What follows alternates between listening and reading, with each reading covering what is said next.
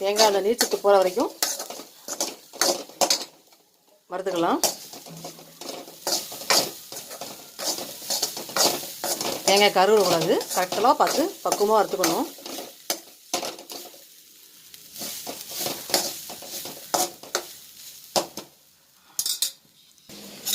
பாசிப்பயிறு கரெக்டான பக்கத்தில் வந்துருச்சு. இந்த மாதிரி வந்தால் போதும். நம்ம தண்ணி எவ்வளோ ஊற்றணுமோ அந்த அளவு கரெக்டாக இருந்திருக்கு.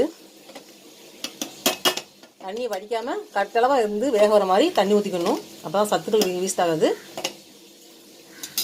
இப்போ இந்த பாசிப்பயிரை நல்லா மசிச்சுக்கலாம்.